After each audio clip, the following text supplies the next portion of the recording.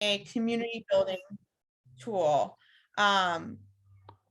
so that we can make sure that we can be the parent representatives to talk to Principal Hall and other leadership within the school about things that are going on. They can communicate with us. We can get that information out to you. We also help just communicate what's going on at the school, help disseminate information, do fundraising for different events or projects that the school doesn't have the funds to do, but that people want done at the school.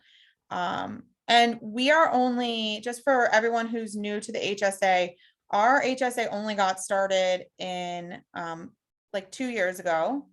So 2019, so right before the pandemic. So we are new, kind of established and formal HSA. So we're part of the larger Philadelphia Home and School Council, which means that we pay dues to them and we are insured by them, which is great. So we do a lot of things like for just the Houston community, as far as community building, fundraising, et cetera. We also can help, and this is something we really want to do with larger advocacy, kind of like at the district level. So communicating about school board meetings. So I think there'll be a lot of communication. I'm sure most people have seen that Superintendent Height is leaving at the end of this year. They're going to be starting a process to choose a new superintendent. I want to know what the, how that process is going to work. Can parents get involved? You know, all of that stuff we will communicate with you guys, and there'll be an opportunity, hopefully. I know there's going to be listening sessions and this and that, at least to start. So hopefully some of us can participate in that so that our voices are heard and we make sure that you know, we will get a competent and good superintendent for the district. I think something that's really important too, the current board is making sure that when we're advocating for issues that may be at Houston, that we're aware that this is often happening district-wide. So like the trash issue. Yes, our dumpsters weren't picked up last week and they hadn't been picked up for about 2 or 3 weeks, right? But that was this is a district-wide issue. So making sure when you're calling and advocating, you're saying, this isn't just us, this is everyone, because while we may have a great, strong parent group, not everyone does, or we just need to make sure that we are really looking at this from a broader lens. That's our hope, is that we can advocate for Houston, but also more broadly, because the school district as a whole needs that advocacy, and they need people more involved. So that's really what we do. And then membership can really look a lot of different ways. We do not require anything of anyone. You can just come to meetings and listen. You can just be on the Facebook page. You can just be on Constella. You can just email us with questions. We will have lots of opportunities for volunteering as things move forward, and hopefully at some point, you know, parents will be able to get back into the school. So it is as much or as little as you want to participate. We just want you to be a part of it. We do have voluntary, dues that are not required. So, and we don't have a set amount. Did we have like a recommended, Jamie? I can't remember. The recommended dues are 15 per family per year, so not per child, per family, and that is, as Emily is saying, voluntary. So some folks have chosen to give more, and some folks have chosen to give less or not at all, and that's fine. Yep, and you know, again, like there may be really small ways that you want to get involved. This does not have to be you running to be a board member. It can really be any level of participation. We just want to be connected with families so that we can build the community, we can build the support, that everyone feels like their voices are heard. And so I think that is really the basis of it. We don't have any requirements. So I just saw a question from Monique, how do we pay? So we have a PayPal, which we can we can probably post a link in here at some point. And we will also post it on the HSA page. It's Houston HSA is our PayPal name. I'm like 99.9% sure, like at Houston HSA. And we are also going to be, so the Homeschool Council just got the ability to do like Venmo, Cash App, and a bunch of other things. So we just have to create accounts. We just learned that we couldn't do them before, and now we can. So that is coming. Yeah, give me 1 second. Sorry, my dogs are barking and it's distracting me, so I'll be right back.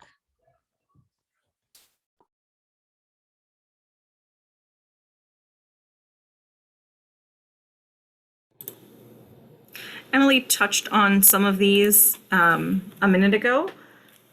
So a focus on advocacy and whatnot. But those of you who have been in the HSA in the past will know that we had a whole bunch of plans in the pipeline right when the pandemic hit, and we have tried to adjust and adapt to some of those. And the biggest of those is the library refresh, which I'll turn back over to Emily. I wanted to add, can you all hear me? Mm-hmm. Okay. I wanted to add, before talking about the library, about which this may be part of the presentation, about where the money goes when people make dues. It's good for HSAs to have a little pot of money to do all kinds of things, some of it fun, some of it more emergent, and to just be able to stand in the gap for some of the things with the school. Like last school year, the HSA made a donation, a contribution to get water bottles for the kids who were in person. So things like that just help alleviate any potential cost for the parents. But we have a really strong relationship with a lot of the faculty members, and definitely with Principal Hall, for them to be able to make little asks of us, and for us to be able to help support the things that they're asking for. Thank you, Asia. That's a really good point. Like Miss Frida, the kindergarten teacher, wants to do like a little Halloween pumpkin patch thing and asked us for support with that. So those are the kinds of things that we get. And she'll need volunteer help and she'll need financial help. So those are both things that we can provide, you know, setting up like a little area and helping buy pumpkins. So we're working on that, and that'll be, we're working on kind of making that cool for all the kids.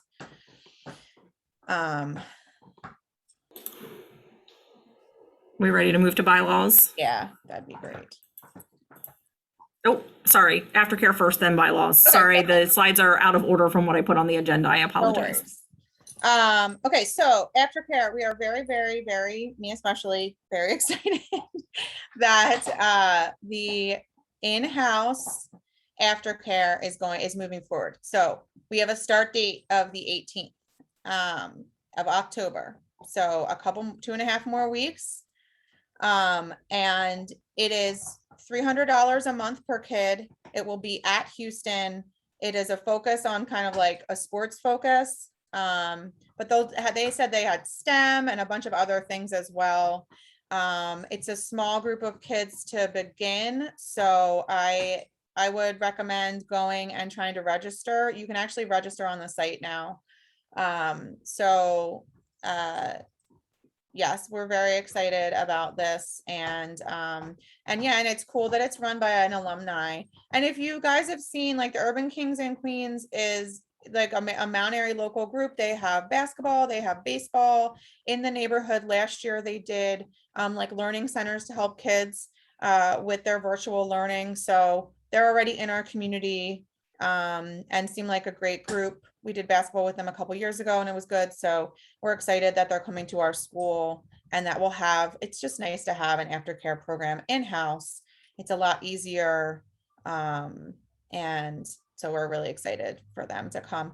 And then we did have a parent share that the Mount Airy Rec Center is gonna start as soon as October 4th, and the aftercare is free. And so I think we saw that in our folders last week, and I actually put it aside to follow up about, and then never got around to it. So that's a great opportunity as well.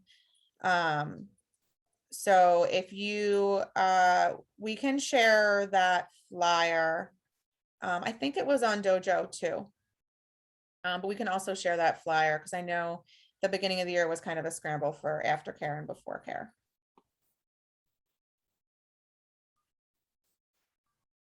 Okay, so when we first started, the Homeschool Council was recommending 2-year terms, and they've since changed the recommendations to 4 years. We want to amend our bylaws to increase our term from 2 years to 4 years. We feel like with the pandemic, we're just getting our feet underneath us. It would be really challenging to do like a full new board at this point. And all of us have a couple more years left in us to help. But we also would like to increase the board. We need more help. So we want to add, we'd like to add 5 more positions to our board. So you can add like another secretary, another vice president. There's a couple different ways to do it. And there's descriptions of them that the Homeschool Council has come up with. And so what's nice about this is then you'll have, like, we have 5 people now, and then we'll have 5 people. It looks like our thing went away. That's okay. We'll have, so we have 5 people now, then we'd have an election this year. We'd add 5 more people, and then the election would be staggered. So you'd have some kind of institutional knowledge staying, and it just seems like it would be nice to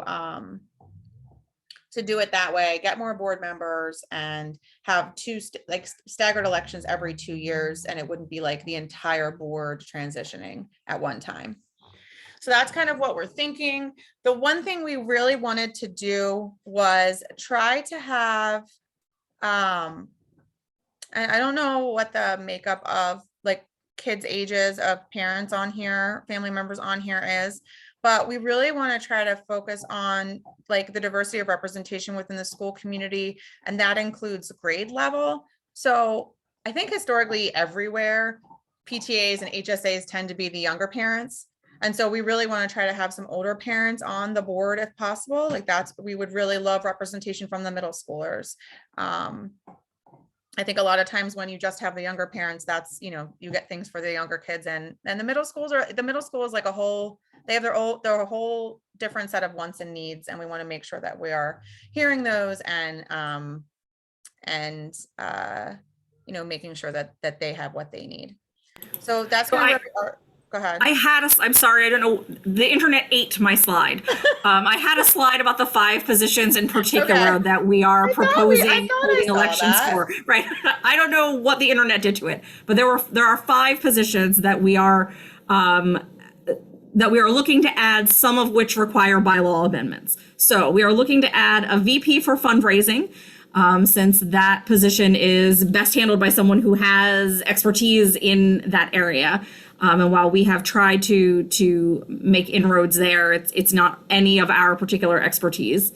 As Emily mentioned, we're looking to diversify representation and looking for a VP for the lower schools, so K-4.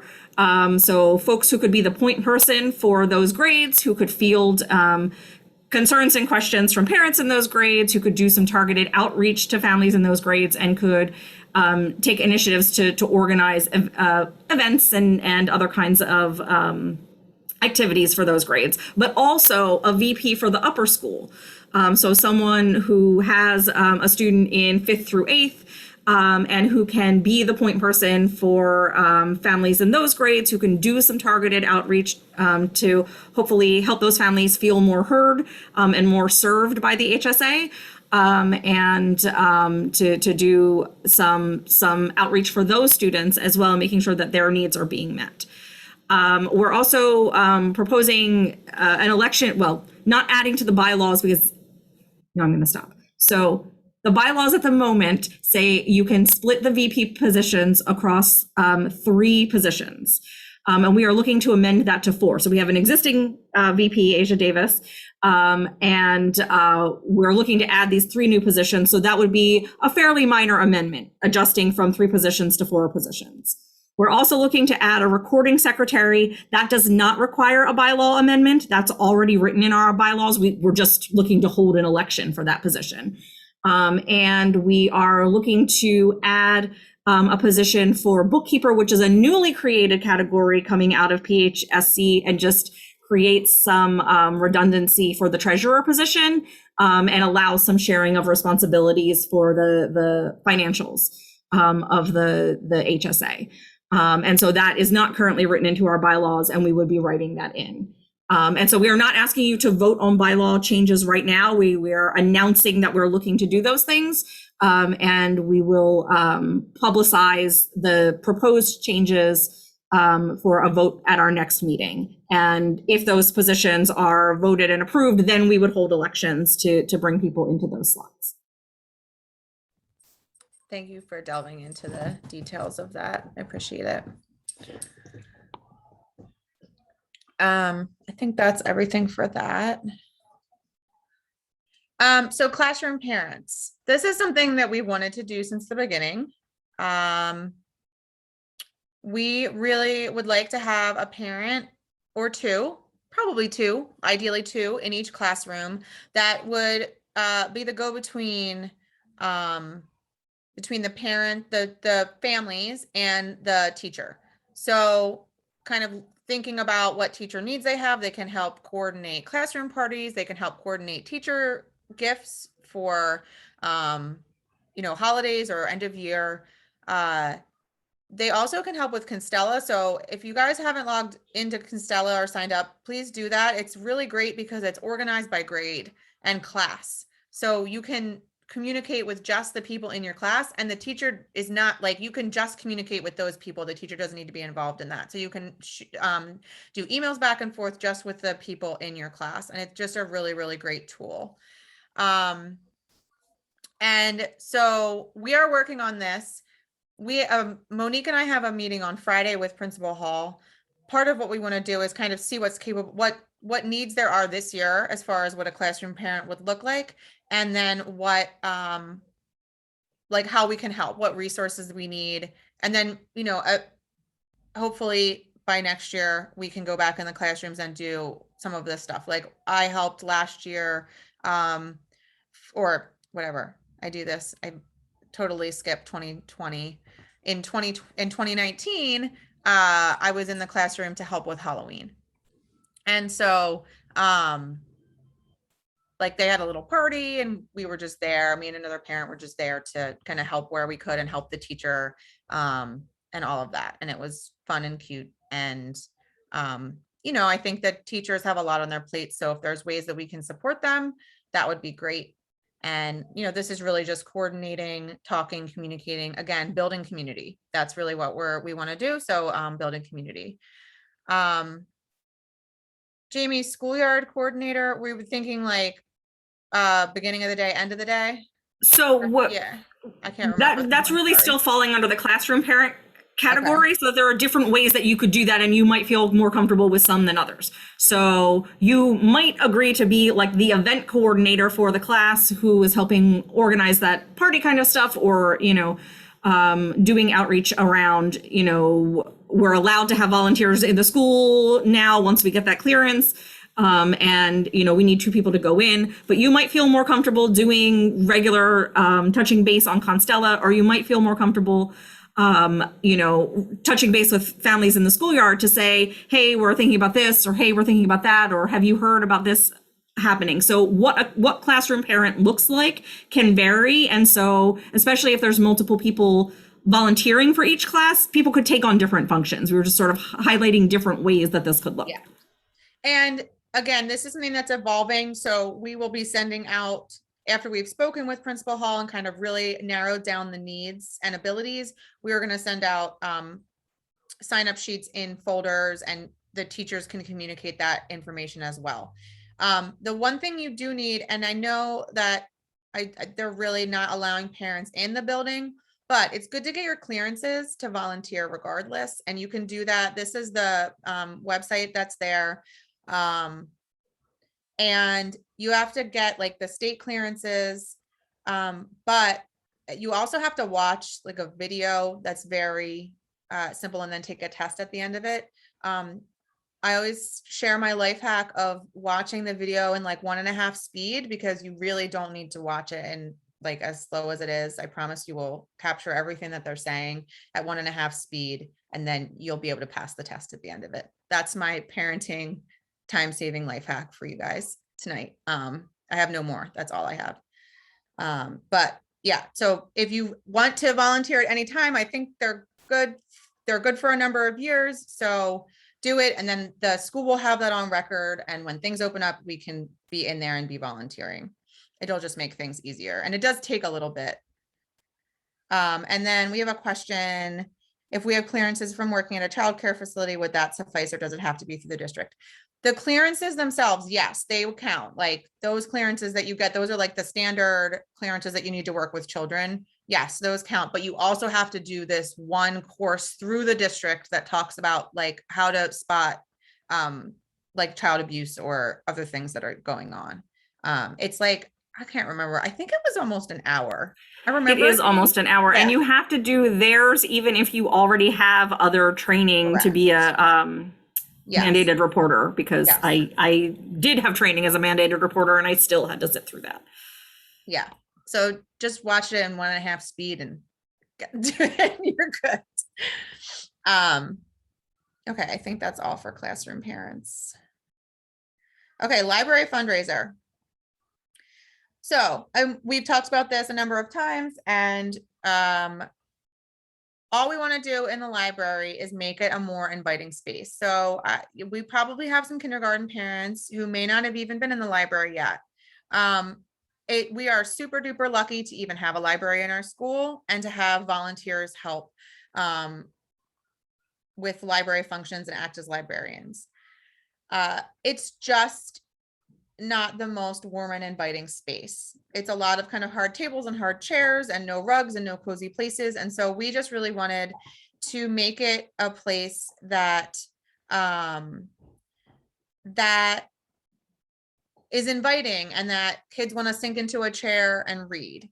So we have a list of kind of new tables and new chairs, rugs, some like beanbag type chairs, just making it a little bit more inviting. It's not a huge project. It's really just buying furniture, putting up, like getting the new art teacher involved in doing some art with the kids, hopefully, and then putting some artwork up on the walls and just making it a more inviting space. We have a small group. It's like 2 to 3 people, or maybe 3 to 4 people at this point in kind of the library fundraising committee. We do have one person who is really good and has a fundraising background. That's what she does. We could use more help with that. We would love to get out there in the community. We want to go to Germantown Avenue and get some of the businesses to support us. We want to reach out to families again to see how they can support us. But we want to try to get more community, and then community involvement, like larger community outside of Houston, like the Mount Airy community. But also maybe there's grants. It's not a large sum of money. We have a spreadsheet with all the costs. It's, a couple grand, but it's just, we need more people to help so that we can be more effective in moving this forward and fundraising. Like Jamie said, people on the current board, we are good at talking and coordinating and organizing, but we definitely need people who have some fundraising background to help us on that piece. So that's that. Okay, so the one idea that we did have that I think is great is we're gonna do a fall movie night. We're thinking Coco. So just projecting a movie outside in the schoolyard, like projecting it onto the library wall, since there's a big flat wall there, and people can bring blankets and chairs and snuggle up and watch Coco, or whatever movie we decide. We were going to do it kind of at the end of the month around Halloween. So that's coming and to be determined. If you want to volunteer to help with that, we would love that. Please reach out. You know, we'll have maybe some snacks. We'll have like a donation area, like this would be the fundraiser for the library. But again, nothing mandatory, like no, you don't have to, there's no entrance fee, but like a recommended donation for entrance, but anyone, it would be accessible to anyone. So that is coming. And we hope to do more of those as it moves forward. So again, we are really focused on building community. So we kind of went through that stuff quickly, but wanted to open it up to questions, concerns. We know that it's stressful with COVID. If you guys have concerns, we don't know, we may not have every answer, but we can certainly reach out to the people who will. So please let us know what questions you have, what ideas you have, etc. We can just open it up if people would like to chat. Maybe raise hands since there are a decent amount of people in here.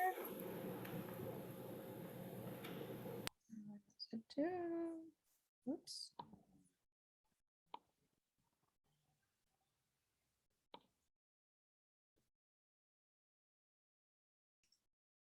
Is there a planning meeting scheduled yet for the library?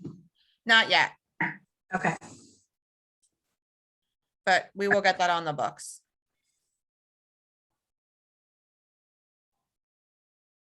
Actually, Lauren, I'll probably coordinate with you and come up with a date that works for you, and then we can, Lauren is one of the people, Lauren is our fundraiser.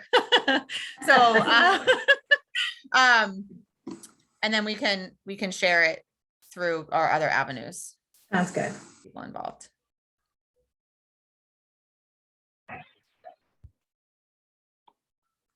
Emily? I'm looking at some of these questions too. Yes, we will do a Constella push. Actually, Miss McKenzie emailed me today. We had a flyer that we sent late last week, and it should be coming out tomorrow in yellow folders. So with information about Constella and joining HSA, all of that good stuff.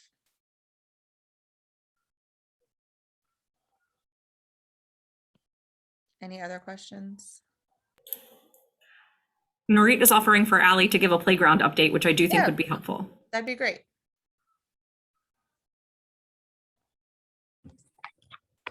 Everyone, I'm driving, so I'm not on video. This is Allie Cohen. I'm parent to 3 kids at first and third grade. Anyway, I've been leading a project to work on sort of the campus and playground. This is not an official HSA, but we've been coordinating with Emily and Monique and just making sure that there's information sharing. So just wanted to give a quick update. So 2 really exciting aspects of it. One is greening of the whole sort of back campus. The Philadelphia Water Department has grants available, like large grants available to help take away concrete so that stormwater actually goes into the ground.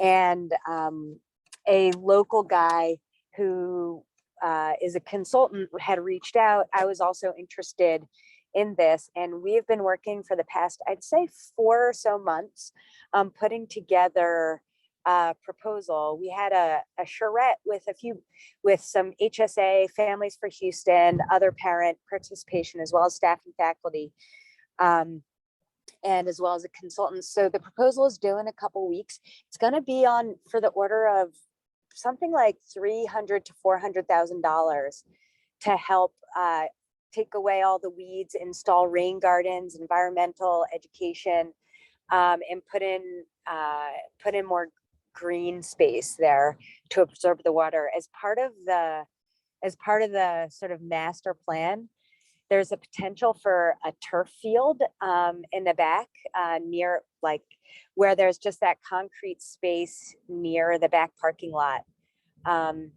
So it's really cool. The grant proposal is due in 2 weeks, and we'll find out in December whether we've been awarded it. In parallel, we've started fundraising for playground restoration. We've raised about $15,000 to date, which is like amazing, and just about to start figuring out how to start spending that amount.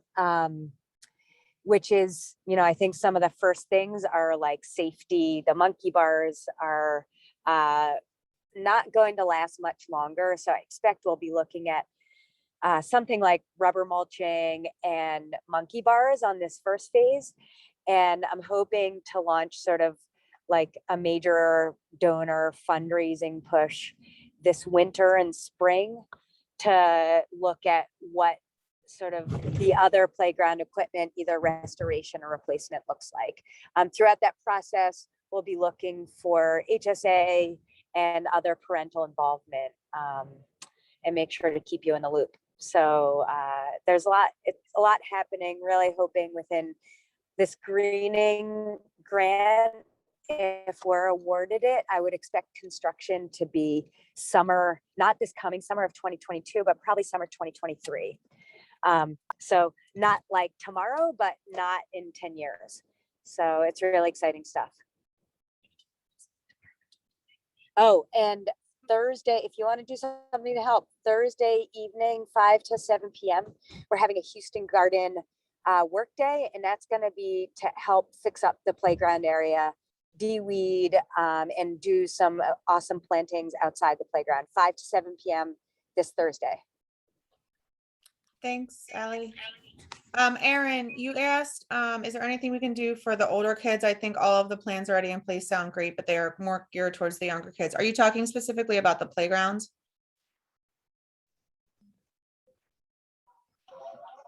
Or anything in general, really. I know that my son is in 5th grade, and I know that they're all upset that there's no basketball hoops, and that's like the major complaint, that they're all on the phone with the chatting, and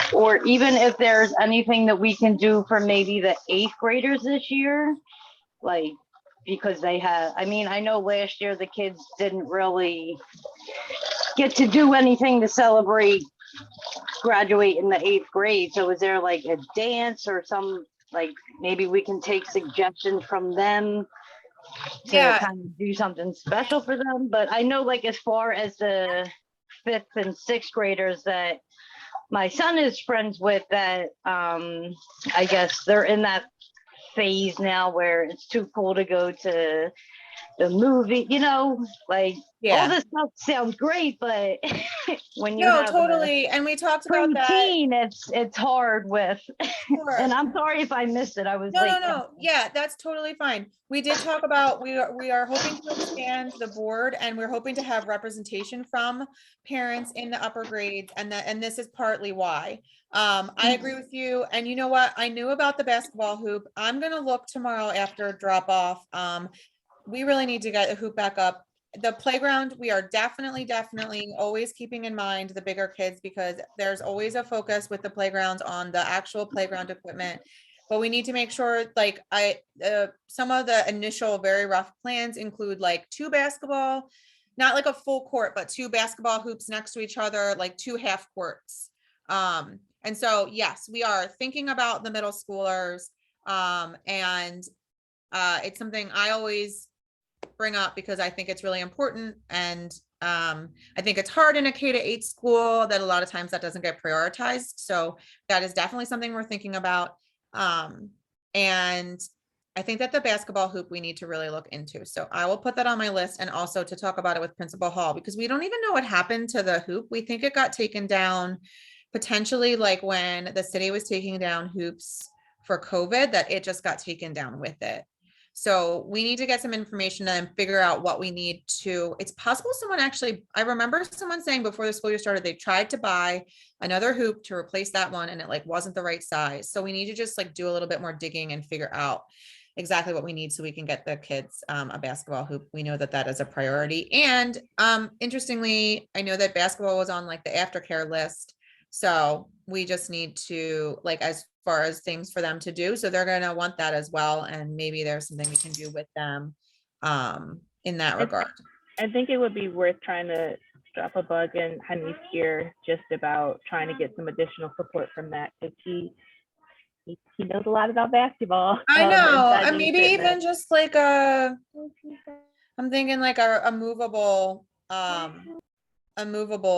basketball hoop for, I don't know. I mean, that has its own issues, but I feel like we could figure something out. So yes, thank you. That's a good idea. Well, and I think that could be a totally appropriate, that's like, you know, an easy buy for the money that we've already raised. That's true. Potentially. So, yeah, I mean, we should talk about that. We're meeting on Friday and I Okay. really appreciate that input. If there are any Yeah. other inputs that we haven't thought of for, like, again, we have 15K and, you know, there's a safety hazard on the playground right now, but if there are any other thoughts that you have within that kind of budget, please shoot them over to Emily and Monique. And, Yeah. you know, we're just about to start thinking about how to spend it.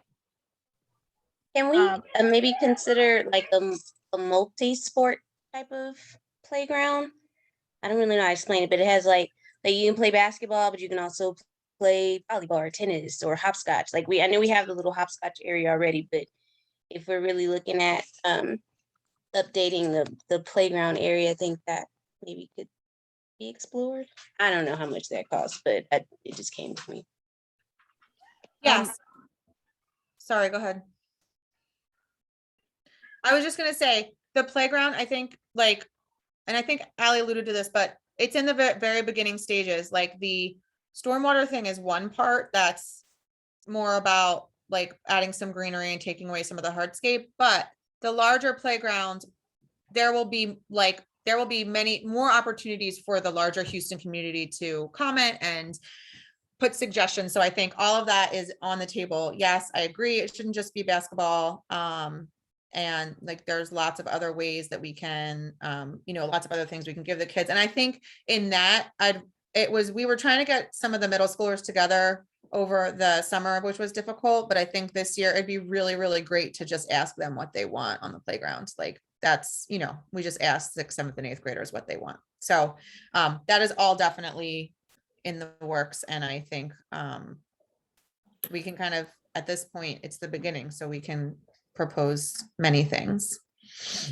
I have an idea for the short term too. I'm thinking about Erin's point about the movie kind of being aimed for younger kids, and I'm wondering if we could do a double feature.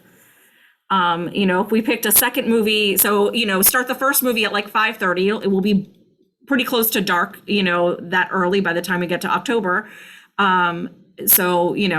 5:30, maybe 6, but then another movie that starts at 8 or 8:30, that is something that might appeal more to the 5th to 8th graders. If we had, enough volunteer staff, and if we were careful with our funding to make sure that, we're handling the rights. But that might be a way of reaching out to the 5th to 8th graders now to say, hey, we are really trying to think about, what your interests might be, and this might be a way of starting to draw them in. That's a great idea. I think we can add that. I don't see why we wouldn't want to do that. So good idea. Anyone else?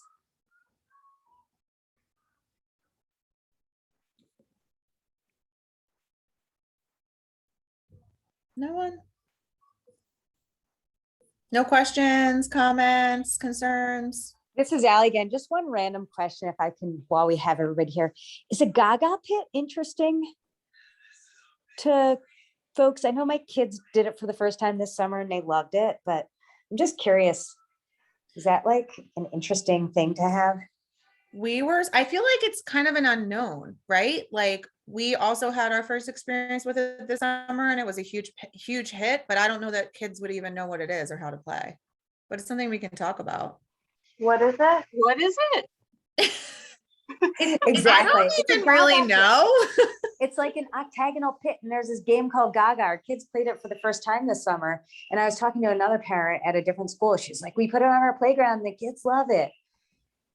But it's not like a tripping hazard. I hear like pit. No, it's like a fence. It's like a Oh, okay. It's like a 4-foot Yes, that's like Gaga. right, octagonal, idea how to right? play. Ally? Yeah. And then there's Yeah. a ball that's involved. I don't know. It involves a ball and this fence. That's all I know. And my kids were into it. I know nothing else. It's very popular at camps. It Yeah. is popular, Yes. but it also has, well, a lot of kids get injured in it too, so we gotta be careful with that. All of this would need to be approved by the district. So we Yeah. have that, you know, caveat to every idea we have. So There is a question in the chat. Emily is asking about efforts to engage or include families out of catchment in HSA activities. like families who are Houston families, or we are definitely. Yeah. Okay. Yeah, no, I was just wondering, and this isn't me. I mean, we're in catchment, but I'm just wondering, I don't actually even know what the portion of kids at Houston are from out of catchment, but I know we talk so much about the community and neighborhood and obviously that's great, but I wonder, like, is there a significant number of kids coming to Houston from like a little further out that we might want to think about how specifically to make sure, those kids are, that if there are any particular interests or needs of that population that we're catching that. No, that's a good thought. And something we can think about. I know that historically we've had a decent number of out of catchment families. I think most schools have them. So we can look into that and see if there's ways that we can support those families as well.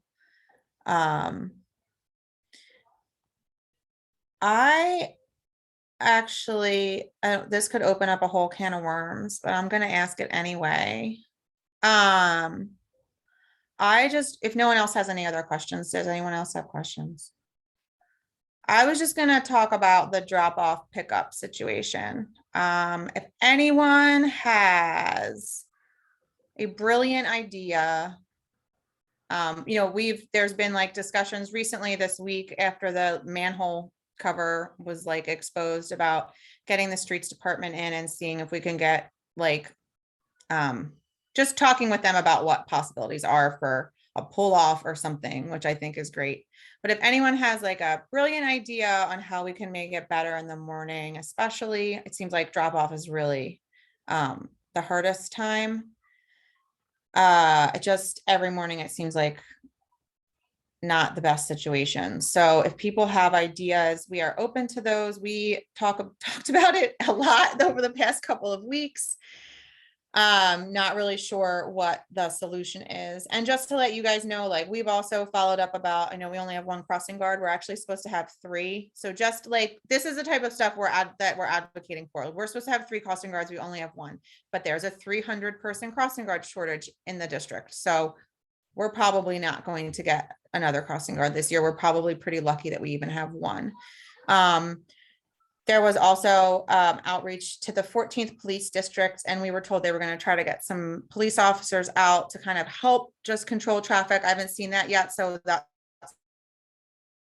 something we need to follow up back on. But just know that these are the things that we're thinking about and trying to advocate around. And if you guys have ideas, I don't really know. It's a really hard location. Historically, everyone walked. So I guess, it wasn't a big deal, but it's rough. And I'm not sure what the solution is at all. Besides like major road work. I did notice that our flashy lights are working now. Oh, good. Yes, Well, that seems to, the first 2 weeks. And, I don't know how much the flashy lights work at all, but at least that's better than not having them, I think. I was actually thinking about the crossing guard today because I'm trying to think, is it Rule Lane where the hole is on the corner? I feel like that street is like dangerous. Like I've seen multiple kids come really close to being hit by cars crossing that street. We almost got hit the other day. Yeah. So I wonder, like, how do they assign which corner the crossing guard goes to, or is it like? So I think that the corner where it is right now is Bryant. That is also horrendous. So I don't even know how you'd I think it's worse because there's a lot of like aggressive drivers there. So I think it is good to have the crossing guard there. my understanding, so this is all done through the police department. They hire for crossing guards. And I do not know how they prioritize them. I've asked that question and not been given an answer. So that's a good question and we can ask again, but like there should also be one at Germantown Avenue. I know there's a light there, so I guess it makes it a little bit more doable, but yeah, I don't know. We definitely need one there. We really should have 4. Like we should have one at Rural Lane. We should have one at the bridge. We should have one where we have one now and then one at Germantown. But I mean, I'd take like any amount more than we have currently. Emily, I know this is Vince. I know the police are, I guess, understaffed, but have they talked about like maybe ticketing would help? Not that I like ticketing, but Well, that's why I thought maybe getting a something. police officer out there for a little while, because Yeah. it's most likely the same commuters every day, right? Like using Allen's Lane to get where they're probably to get to Lincoln or to get to Gresham. So I'm gonna follow back up on that email and see what we can do to get someone out. And I'm so thankful that Mr. Day is out there directing traffic, but it also makes me nervous that he's out there directing traffic, like standing in the middle of the street. So yeah, I think a follow-up is definitely warranted and we can see, because I agree, I think ticketing some people, maybe a cop sitting there and ticketing people is what we need. I don't know. Yeah. Even like Honestly, a week even of it or if the something. car's just there, they'll probably, that will change the behavior, I would think, if there's just a car there. And we've had that in the past and it has changed the behavior. It seems, I don't know, maybe it doesn't, I don't know. It seems worse to me this year. At least it did in the beginning. It's calmed a little bit, but everyone's more aggressive. I just had a, sorry, this is Caitlin. I'm actually a new parent, and I would say one of the things that I noticed is with Carline, there was never any real direction in the beginning of the school year where to like line people up or where to have a car line. So I don't know if there's a way to just send out information around that so the whole school is aware. If you're dropping your kids off for car line, you need to like drive through, not just park on the side, and just communicate that. For me, I still to this day don't mind parking 4 blocks up and walking down, but that's my system to bypass the craziness that is the front entrance in the morning. Yeah, So, just a suggestion. So, and the board has kind of been dreaming of ideas since the day before the first day of school, at least, about how to maybe assemble some sort of car line. I feel like most of the problem this year is just because everyone is feeding into those main stairs on Allen's Lane, when before some of the traffic was coming off of Allen's Lane onto Rural Lane. Even when we were doing that, I had hoped that we could have assembled some sort of drop-off line on Rural Lane, and having someone getting kids out of cars and just ushering them up the stairs or to wherever they needed to go. Emily, hopefully it's on your list to talk about with Principal Hall on Friday about maybe being able to direct car traffic down that road, and maybe doing some kind of U-turn around in the teacher lot, or I don't know if the gate opens up to like the very back where the library is, just to have like adults getting kids to where they need to go and then keeping them safe from the car traffic. But I think that could potentially help, because I also feel like some of the car issues have decreased, but there's still the chaos that's happening, but I feel like there are not as many cars as there were in the first 2 weeks of school. Yeah, definitely. I definitely think it's not as bad as it was, but it's still just that lingering issue that. And I'm still pretty sure, and keeping my fingers crossed that it doesn't happen, but still pretty sure that someone's going to get hurt out there, because I know people are doing 40 every morning. It's the buses pulled over and then sometimes parents pulled up on the sidewalk too. And then the people trying to get around who don't care that it's a school zone and they're flying while kids are crossing the street. That's what just kills me. So, yeah, I mean, and I'll just speak as someone, I've been a neighbor of this for 12 years and just been watching this chaos. There's a major infrastructure problem. So it's either control the behavior or change the infrastructure. As Emily was saying, we do have a parent who's in the street department. streets department who's now engaged on this. So hopefully she can help get them out. I've been trying to get people out to look at this for years. Yeah. But the one, the easiest idea is to take 4 or 5 parking spots out on the other side of the street and create, basically what's now the driving lane that's the pull-off lane. And so that's just paint. That's not major infrastructure. And then the next version of it is, I don't know. This is where the district has to get in and actually create like some sort of, Asia, I love your idea about that. There is no real place for a car to turn around once they're on rural. So some sort of circle, whether it's like cutting across where that grate was, that wide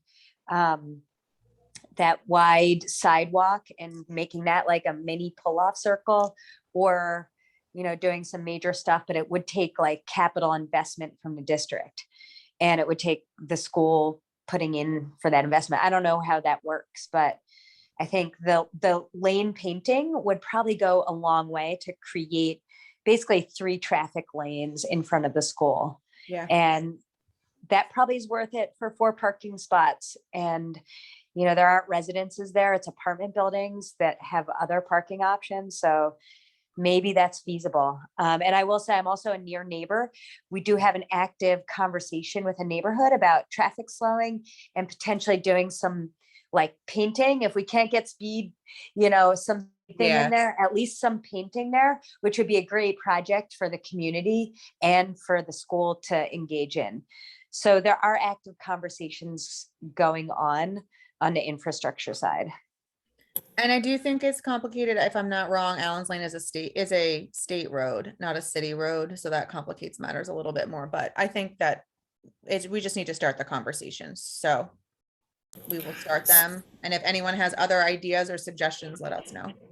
New Covenant is one of our community partners. Have we considered asking them whether we can just at drop-off hours have the gate open so that we can egress through their property? That would be amazing. I mean, if we could, this is, there are actually 2 parents who are in the street department.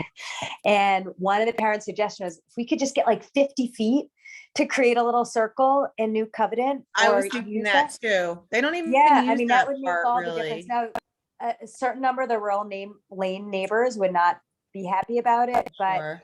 I think that would be fine if we have a good contact and partner to open that conversation. It is the simplest thing, and that would be incredible.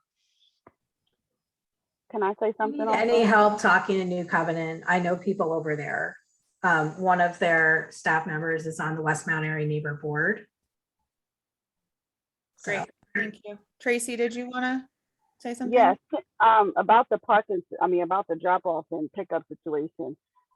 It burns me up. I'm sorry that people park on those neighbors' sidewalks. That burns me up so bad. And I know it's not my property, but is there any way that we can get them from parking on that side of the street? Because that's what blocks a lot of traffic.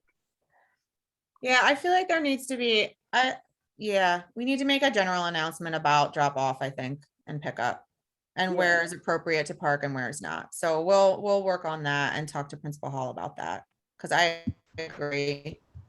I know that there's been some, now we have like a great partnership with a lot of neighbors on Rural Lane and the gardens and everything, which has just been absolutely amazing.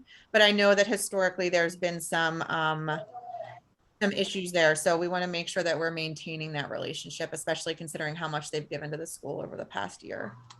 Right. And then some of them had to repave their sidewalk and their driveway. And now people are back parking on it. So I don't think it's right for them to just do that, That's all. And I saw this comment about bike racks. Absolutely, as the sort of Emily. Okay. Go ahead, Allie.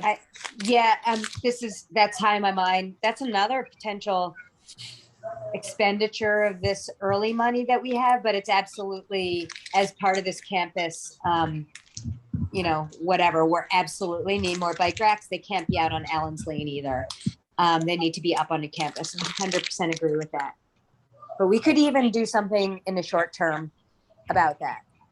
So thank you for that suggestion. I have a question.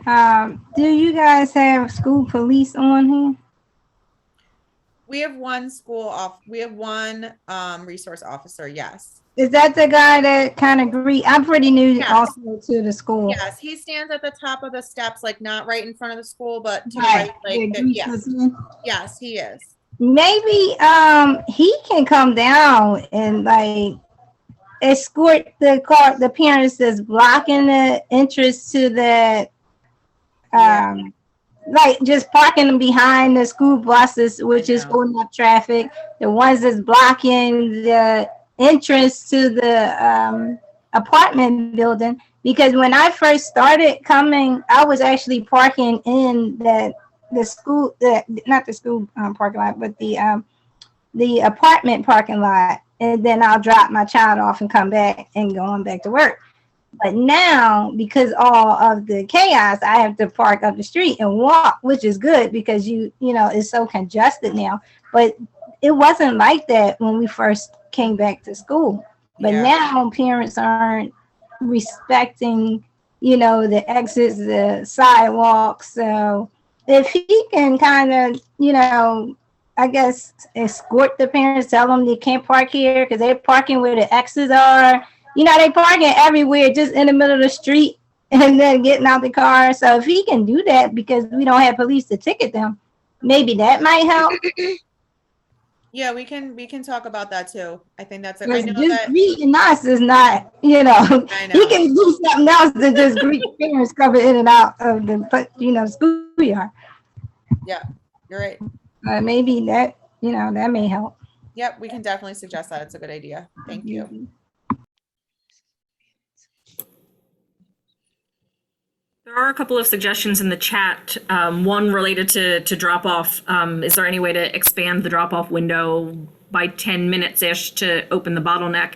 That's probably going to run us into union issues unless we find a way to increase volunteer, unless we get permission. And this is the problem. The district pulled back on volunteer opportunities. One thing that we had talked about back in the pre-COVID days was having drop off volunteers. So people, family members who were coming in the mornings to help streamline drop off when we were doing it in the auditorium, which was chaos. This is chaos too, but it's quieter chaos because they're outside.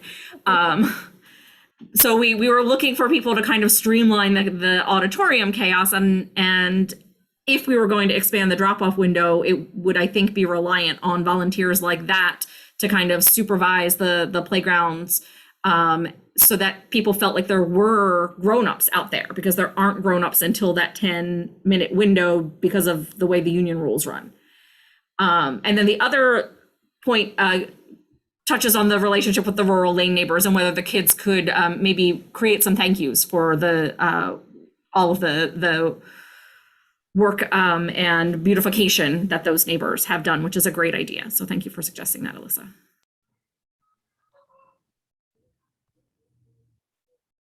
Awesome. It's 7:30. We know everyone is tired and it's only Tuesday. I don't know how. But let us know if you have any other questions. We can still take a couple more. Otherwise, it's HoustonHSA@gmail.com, or we're on Facebook. Or one of us is always dropping our kids off in the morning or picking up. Find us. We're happy to answer questions or talk to you about whatever you need. And we're excited for this school year. And thank you guys for coming. Excuse me, I have something else. Yeah. I don't know if it's still relevant right now. I don't know if I said the word right, but remember that relevant, like the mosquito issue. That are they going to do something about that? Because I've seen some of the children with the same black spots on their legs that my son has from mosquito bites and scratching them.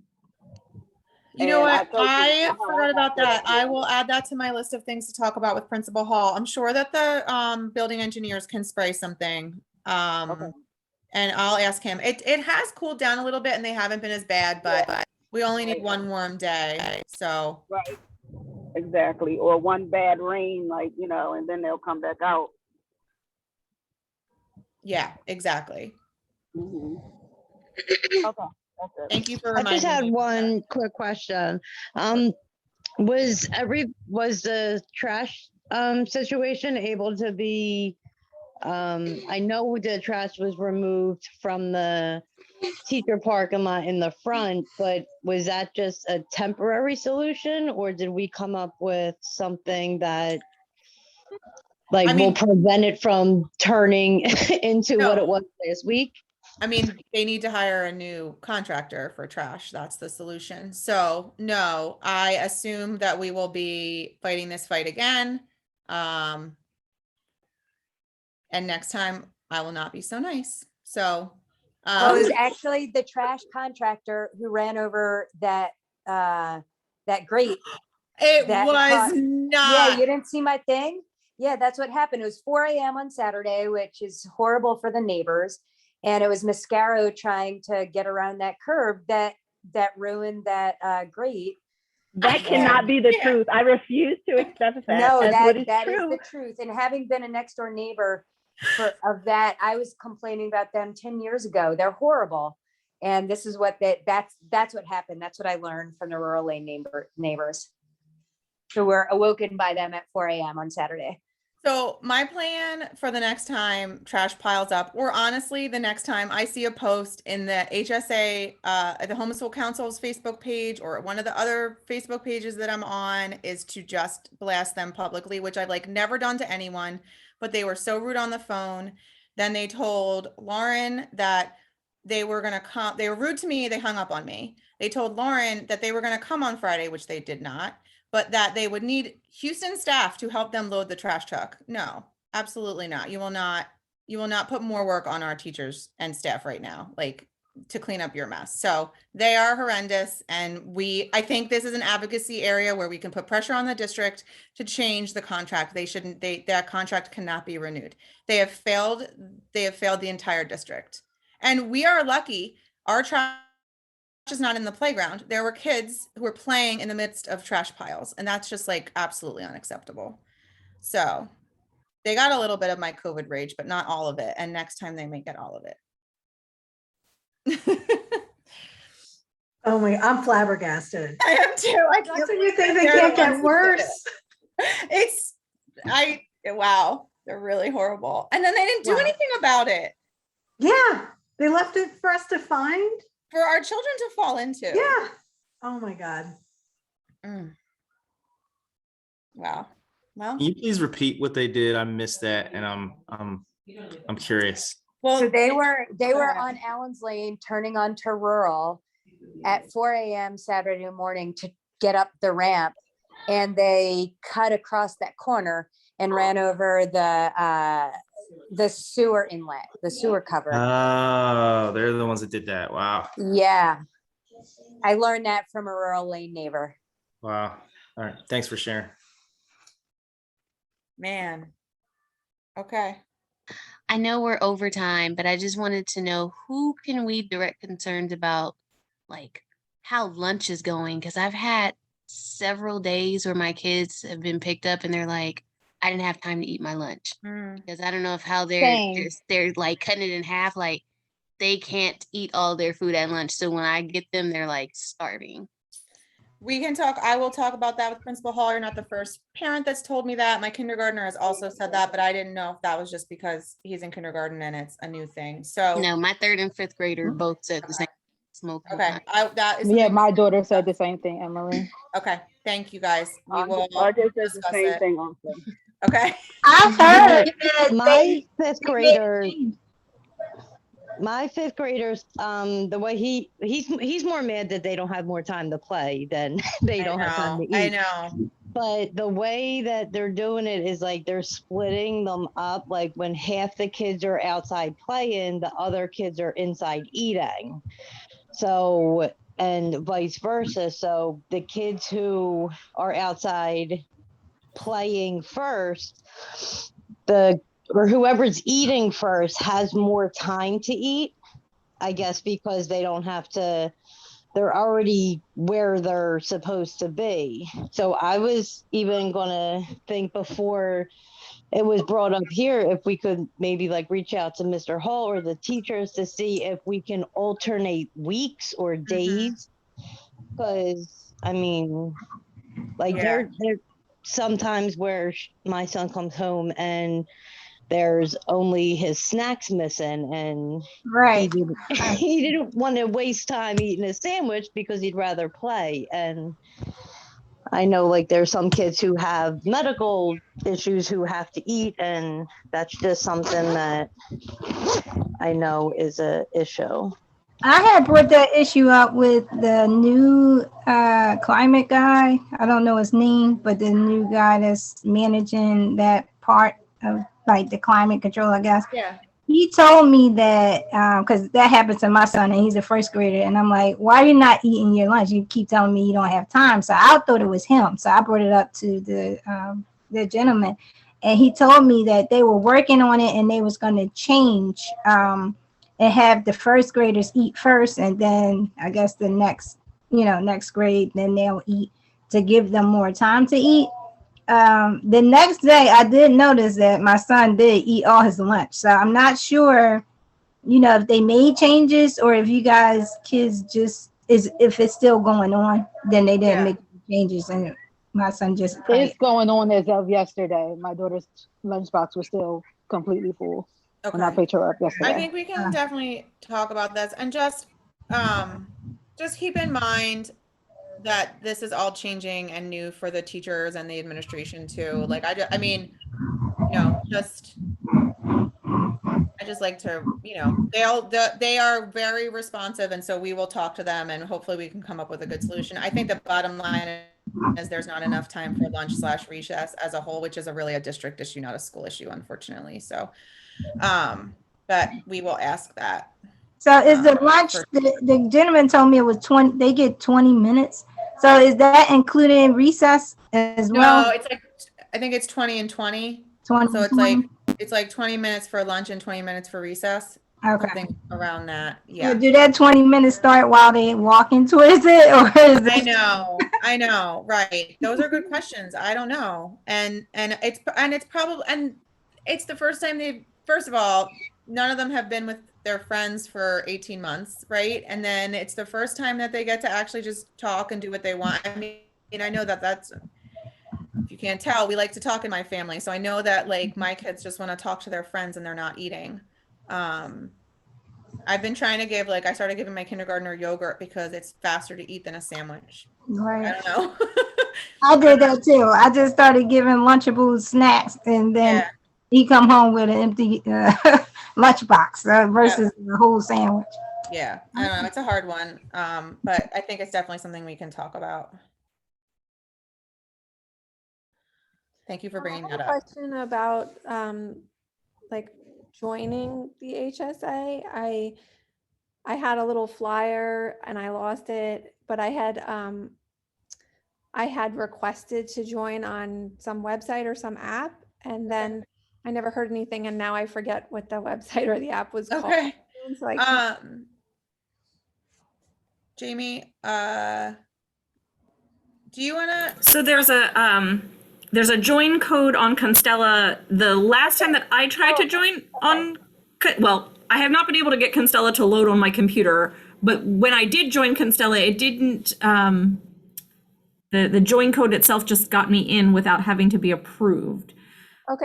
But that was a while ago. And so if they added new layers, I'm not sure whether that's a new security procedure that they're doing.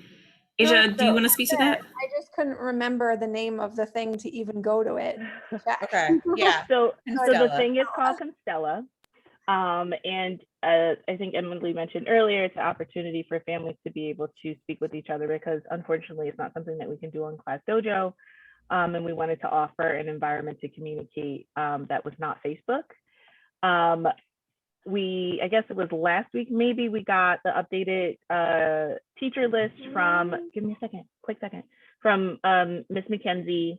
So the classes have been updated, and Emily also mentioned, I think that they're going to be sending out flyers in yellow folders either this week, I think. But the long story short is that I just pushed through your approval because now there's a holding pin, I guess, as a protective layer security for getting into the school.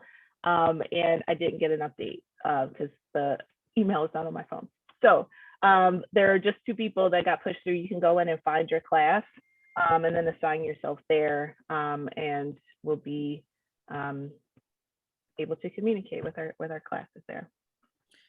We do also check our email. So it's houstonhsa@gmail.com. Just if you have questions, feel free to email us and we will get back to you within a couple days, usually. I have one quick question. Go ahead.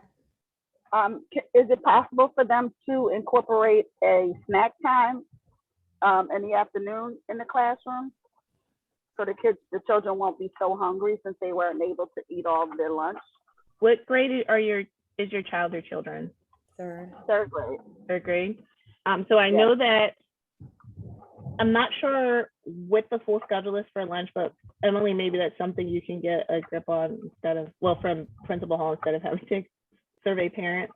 But I know that the K-2 has a later lunch. They're 12:15 to 1 o'clock, I think, which I feel is super late. But the kindergartners are having a snack mid-morning to kind of help carry them over. And I'm sure most of them don't eat real food anyway, like mine. But I think it might be worth it to figure out when that third grade lunch is if you feel like there are issues there. Or maybe that can just be something that we just talk about for all of the kids, since it seems to be like a school-wide issue of not having enough time to eat.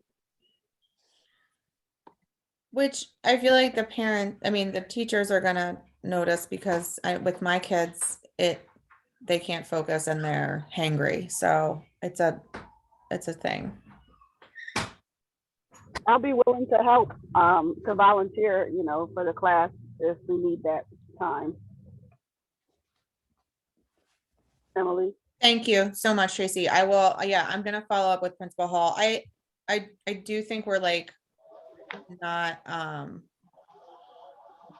allowed in the building really right now, but we will get more information on that too. I know it's also up to the, I'm sorry, I know it's also up to the individual teacher. Like I said, my son's in 5th grade. His teacher sent out on Dojo that she knows like the kids are, like Emily said, not used to sitting down and they haven't been around their friends. So we went to BJ's and got like the 30 case of chips, and she gives them like a 10-minute break to just have a snack and regroup, and then that's it. And she had sent out that since she's been doing that, she noticed that like they've been more on task. So I know that it's up to the individual teacher as well as not, I mean, I know that when my son was in kindergarten and the younger grades, we have brought it up about maybe having just a 30-minute like break, recess, have a snack, something, and it wasn't able to be approved through the district because not every kid would be able to have a snack or bring a snack, and then it comes down to some kids eating in front of other kids, and then the district just having to supply more food, and it was a whole big thing. So that's why I know that at least my son's teacher took it upon themselves to allow them, excuse me, like a 10-minute allotted time just for snack. They had them in the classroom that were donated by the parents, so it's not an extra strain on the teacher, and that so far has been working. That's good feedback. We can explore that. And possibly an HSA role if that does get approved for fundraising to supply snacks like that. Yep.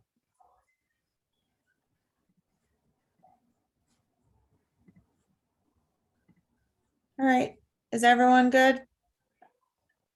Thank you so much. This was a good meeting. We're glad to have everyone here, and we hope you guys have a great night and a great rest of your week.